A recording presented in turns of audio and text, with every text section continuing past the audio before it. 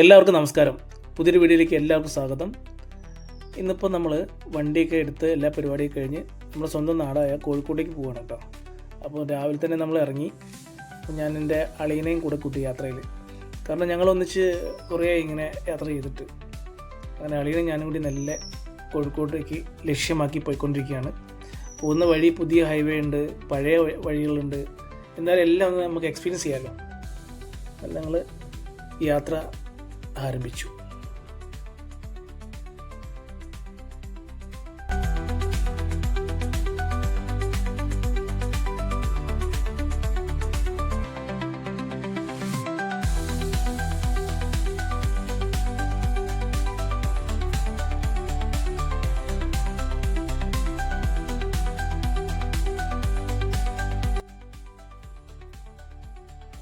നമ്മൾ NH-17 വഴിയാണ് കേട്ടോ പോകുന്നത്.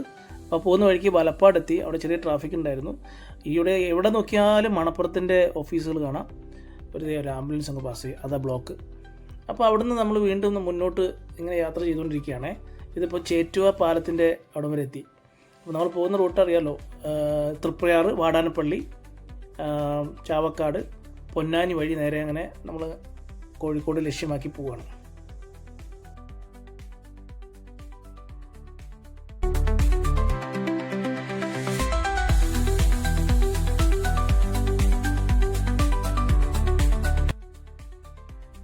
ചാവക്കാട് നമ്മൾ പൊന്നാനി വഴിയാണോ പോകുന്നത്.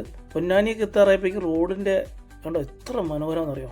ഇത് കംപ്ലീറ്റ് പണി തീർന്നാലുണ്ടല്ലോ അതിവേഗ സർവീസാണ്.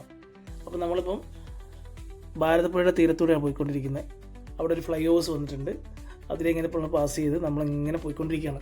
അതിൽ ചില സ്ഥലത്ത് പണി നടക്കുന്നതുകൊണ്ട് ചെറിയ ബ്ലോക്കും കാര്യങ്ങളൊക്കെ ഉണ്ട്. അങ്ങനെയും നമ്മളിതാ കോഴിക്കോട് നിന്ന് കുരാച്ചുണ്ടി ലക്ഷ്യമാക്കി പോയിക്കൊണ്ടിരിക്കുകയാണ്. ഏകദേശം നമ്മൾ വീടെത്താറായി. ഈ കാണുന്നതാണ് നമ്മുടെ കുരാച്ചുണ്ടിലെ വീട്. കോഴിക്കോട് ജില്ലയിൽ കുരാച്ചുണ്ടിലാണ് എൻ്റെ വീട്. അപ്പോൾ കുരാച്ചുണ്ടിൽ പൂത്തുംചോലയിലാണ് വീട് സ്ഥിതി ചെയ്യുന്നത്. അപ്പം വളരെ എന്താ പറയുക, മനോഹരമായൊരു ചെറിയൊരു ഭവനം കേട്ടോ. മുറ്റത്തിന് നല്ല കിണർ, ശുദ്ധമായ ജലം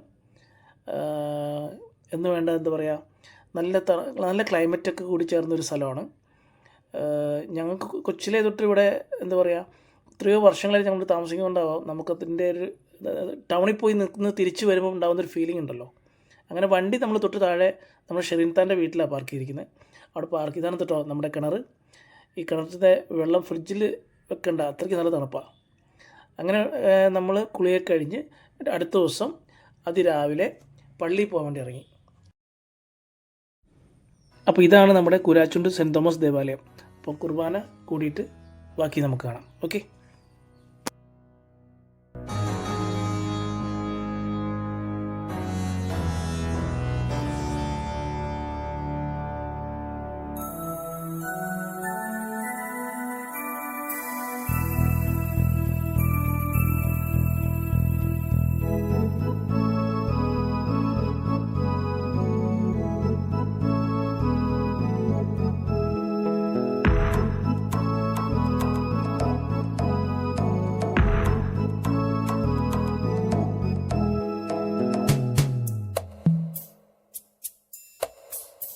ഹല്ലേലൂയ ഹല്ലേലൂയ പാടി വാഴ്ത്തിടാ, സ്വർലോകത്തിൻ നാഥാ നിൻ നാമം. നിർലീനാത്മാവായി നിന്നെ ധ്യാനമാർന്നു ഞാൻ, ഉള്ളിനുള്ളിൽ നിന്നെ തേടുന്നു, കനൽ പോലെ. കുർബാന കഴിഞ്ഞ് നേരെ നമ്മുടെ സിമിത്തേരിയിലേക്ക്. കാരണം നമ്മുടെ പൂർവികരൊക്കെ ഇവിടെ കിടപ്പുണ്ട്. അവരെ കണ്ട് പ്രാർത്ഥിക്കണം, അനുഗ്രഹം മേടിക്കണം. കാരണം ഞാനിപ്പോൾ വന്നാലും അവരെയൊക്കെ കാണാൻ വേണ്ടി വരും കേട്ടോ.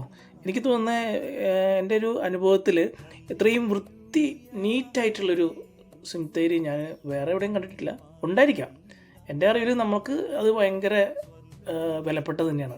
അവിടെ പോയി കിട്ടുന്നൊരു എന്താ പറയുക, ഒരു ബ്ലെസ്സിങ്സ് അല്ലെങ്കിൽ ഒരു അത്രയ്ക്കൊരു ഇതാണ്, സൈലൻസ് ഏരിയ.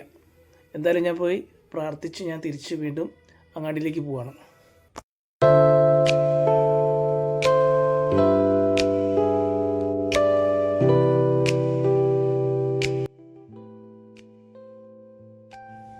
അങ്ങനെ നമ്മൾ പള്ളി കഴിഞ്ഞ് നേരെ പോയത് നൻപൻ്റെ വീട്ടിലാട്ടോ.